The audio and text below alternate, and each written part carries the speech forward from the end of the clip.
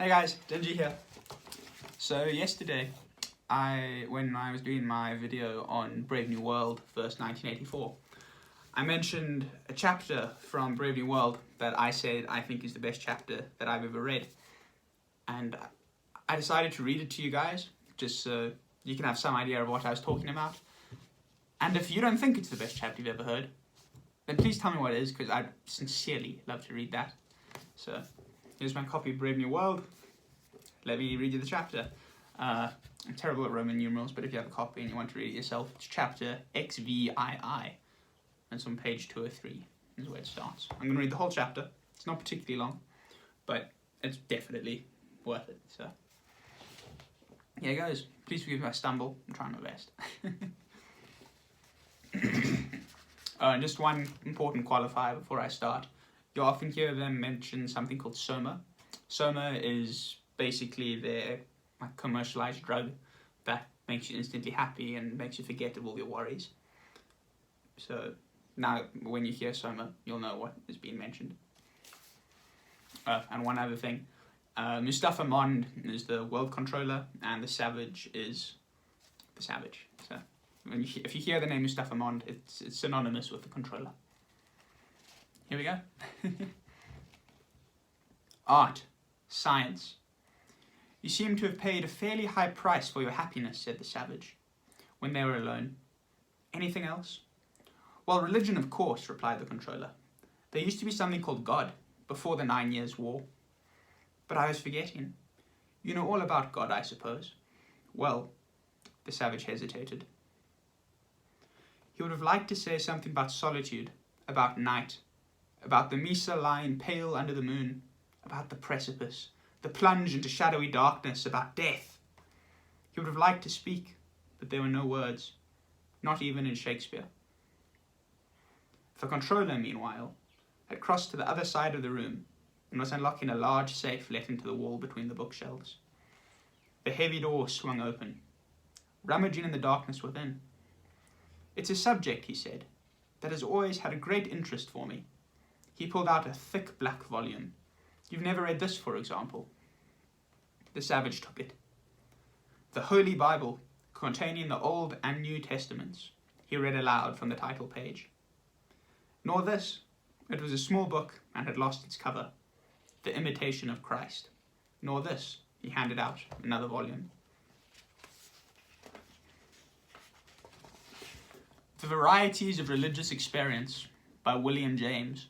And I've got plenty more, Mustafa Mond continued, resuming his seat. A whole collection of pornographic old books. God in the safe and Ford on the shelves. He pointed with a laugh to his avowed library, to shelves of books, the racks full of reedy machine bobbins and soundtrack rolls. But if you know about God, why don't you tell them? Asked the Savage indignantly. Why don't you give them these books about God? For the same reason as we don't give them Othello. They're old. They're about gods hundreds of years ago, not about God now. But God doesn't change. Men do, though. And what difference does that make? All the difference in the world, said Mustafa Mond. He got up again and walked to the safe. There was a man called Cardinal Newman, he said. A cardinal, he explained parenthetically, was a kind of arch community songster. I, Pandulph of Fair Mullane Cardinal. I've read about them in Shakespeare. Of course you have. Well, as I was saying, there's a man called Cardinal Newman, and here's the book. He pulled it out, and while I'm about it, I'll take this one too. It's by a man called Mien de Buran. He was a philosopher, if you know what that means. A man who dreams of fewer things than there are in heaven and earth, said the Savage promptly. Quite so. I'll read you one of the things he did dream of in a moment. Meanwhile, listen to what this old arch community songster said. He opened the book at the place marked by a slip of paper and began to read. We are not our own any more than what we possess is our own. We did not make ourselves. We cannot be supreme over ourselves. We are not our own masters. We are God's property. It is not our happiness thus to view the matter. Is it any happiness or any comfort to consider that we are our own? It may be thought so by young and prosperous. These may think it a great thing to have everything, as they suppose their own way to depend on no one, to have to think of nothing out of sight, to be without the irksomeness of continual acknowledgement, continual prayer, continual reference of what they do to the will of another. But as time goes on, they, as all men, will find that the independence was not made for man, that it is an unnatural state. It will do for a while, but will not carry us on safely to the end. Mustapha Mond paused, put down the first book, and picking up the other turned over the pages. "Take this, for example," he said, and in his deep voice once more began to read. A man grows old. He feels in himself that radical sense of weakness, of listlessness, of discomfort, which accompanies the advance of age. And feeling thus, imagines himself merely sick, lulling his fears with the notion that this distressing condition is due to some particular cause, from which, as from an illness, he hopes to recover. Vain imaginings! That sickness is old age, and a horrible disease it is. They say that it is the fear of death, and of what comes after death, that makes men turn to religion as they advance in their years. But my own experience has given me the conviction that, quite apart from any such terrors or imaginings, the religious sentiment tends to be developed as we grow older. To develop because as the passions grow calm, as the fancy and sensibilities are less excited and less excitable, our reason becomes less troubled in its workings, less obscured by the images, desires, and distractions in which it used to be so absorbed. Whereupon God emerges from behind a cloud. Our soul feels, sees, turns towards the source of all light, turns naturally and inevitably. For now that all that gave to the world of sensations its life and charm has begun to leak away,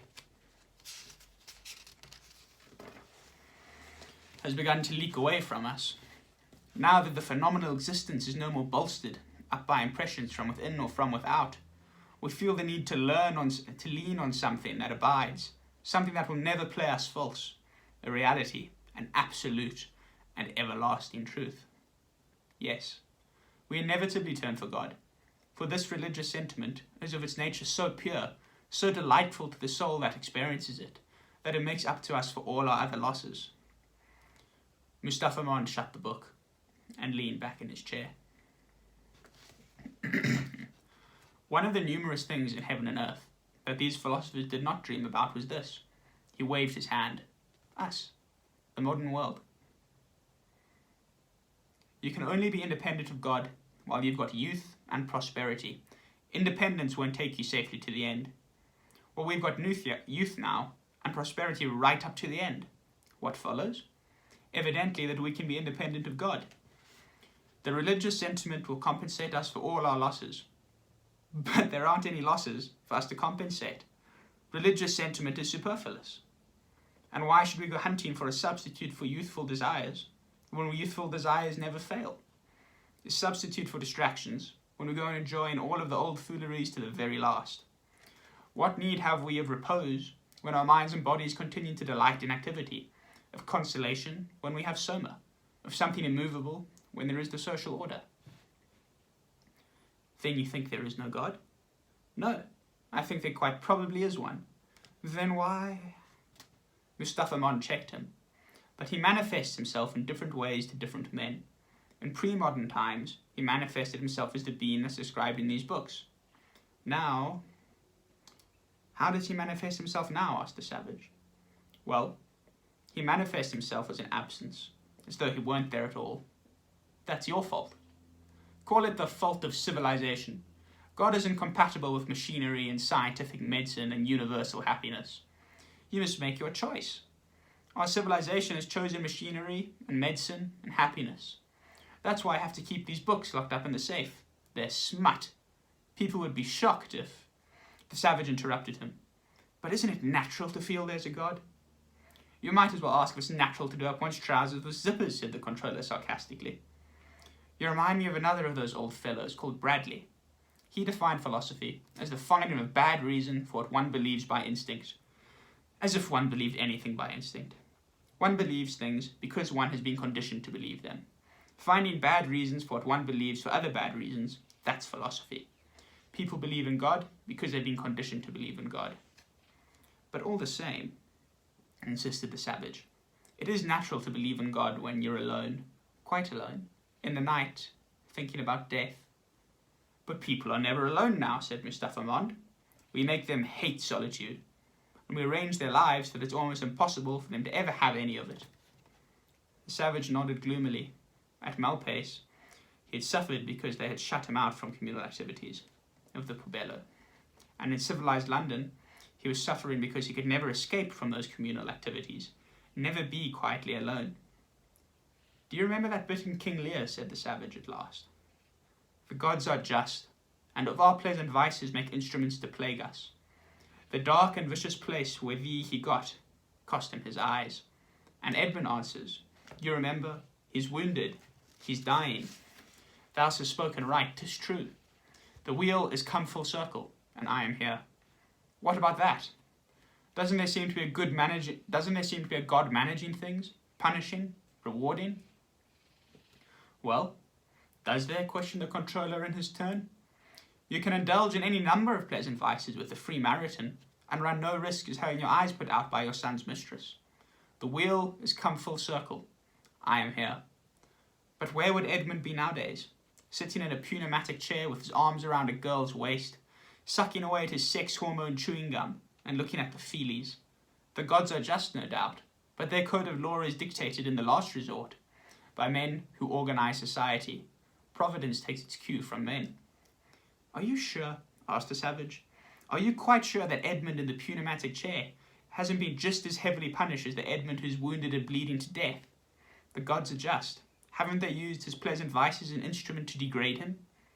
Degrade him from what position? As a happy, hard-working, goods-consuming citizen? He's perfect. Of course, if you choose some other standard than ours, then perhaps you might say he was degraded. But you've got to stick to one set of postulates. You can't play electromagnetic golf according to the rules of centrifugal bumblepuppy. But value dwells not in particular will, said the savage. It holds his estimate and dignity as well wherein 'tis precious of itself as in the prizer. Come, come, protested Mustapha Mond. That's going rather far, isn't it? If you allowed yourself to think of God, you wouldn't allow yourself to be degraded by pleasant vices. You'd have a reason for bearing things patiently, for doing things with courage. I've seen it with the Indians. I'm sure you have, said Mustapha Mond. But then, we aren't the Indians. There isn't any need for a civilized man to bear anything that's seriously unpleasant. And as for doing things, Lord forbid that he should ever get that idea into his head. It would upset the whole social order if men started doing things on their own. What about self-denial, then? If you had a God, you'd have a reason for self-denial. But industrial civilization is only possible when there's no self-denial. Self-indulgence up to the very limits imposed by hygiene and economics. Otherwise, the wheels stop turning. You'd have a reason for chastity, said the savage, blushing a little as he spoke the words. But chastity means passion. Chastity means neurasthenia, and passion and neurasthenia mean instability. And instability means the end of civilization.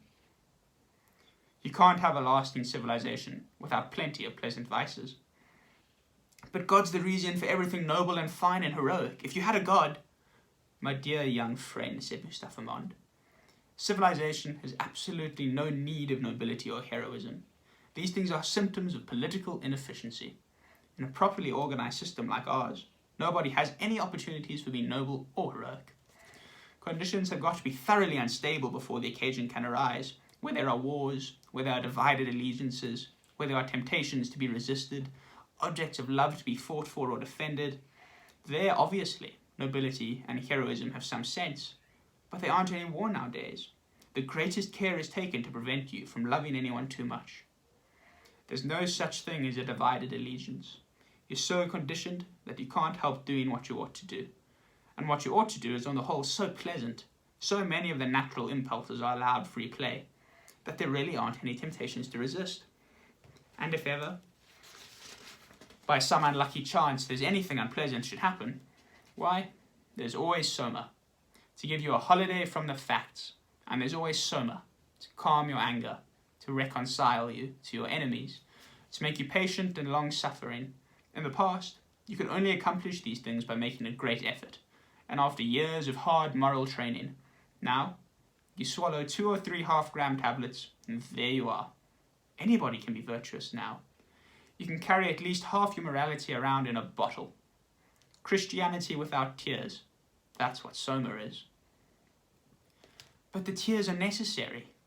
Don't you remember what Othello said? If after every tempest came such calms, may the winds blow till they have awakened death.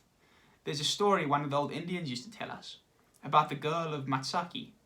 The young men who wanted to marry her had to do a morning's hoeing in her garden.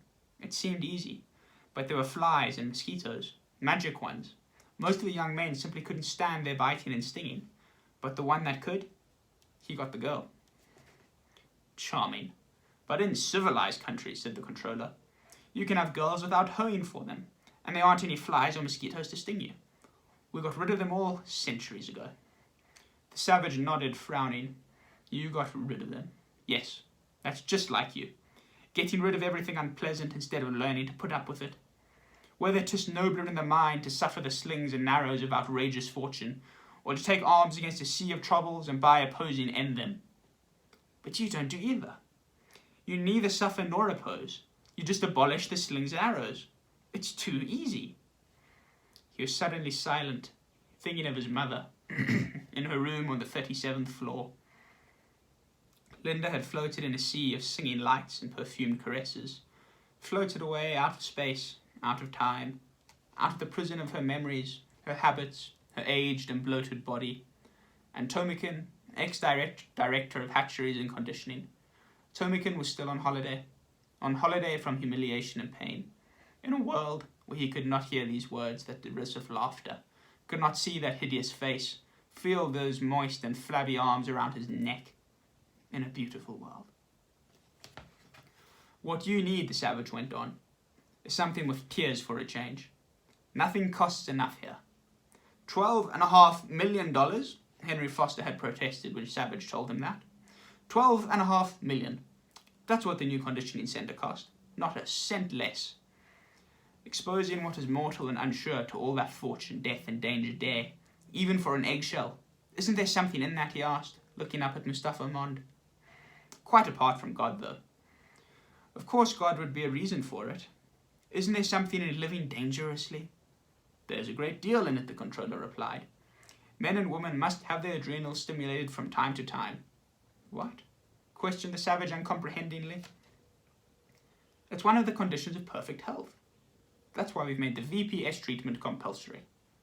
VPS? Violent passion surrogate. Regularly, once a month. We flood the whole system with adrenaline. It's the complete physiological equivalent of fear and rage. All the tonic effects of murdering Desdemona and being murdered by Othello, without any of the inconveniences. But I like the inconveniences. We don't, said the controller. We prefer to do things comfortably. But I don't want comfort. I want God. I want poetry. I want real danger. I want freedom. I want goodness. I want sin. In fact, said Mustafa Mond, you're claiming the right to be unhappy. All right then, said the savage defiantly. I'm claiming the right to be unhappy. Not to mention the right to grow old and ugly and impotent. The right to have syphilis and cancer. The right to have too little to eat. The right to be lousy. The right to live in constant apprehension of what may happen tomorrow. The right to catch typhoid. The right to be tortured by unspeakable pains of every kind. There was a long silence. I claim them all, said the savage at last. Mustafa Mond shrugged his shoulders. You're welcome, he said. So that is what I think the greatest chapter ever written in the history of any book I've read, at least, so far, is. I'd love to hear your thoughts on it. I just think it rings so true to an alarming number of sides of today's society. I mean, you could probably find about 15 things mentioned in there that we also do currently. And maybe not quite to the same dystopian levels, but certainly in that direction. Like absence of God, fulfilling pleasures with no self-restraint, dealing with our troubles through medicine rather than through emotional workings. It's insanely accurate, I think, and I'd love it for that reason. So please tell me what you thought of it. I'm looking very forward to making you guys some more content. If you found this interesting, Please leave me a comment telling me what you think, if you agree with me, if you disagree, if you found it interesting, if you hated it. I'd love to hear. If you really enjoyed it, please consider subscribing and sharing it to any friends. Thanks.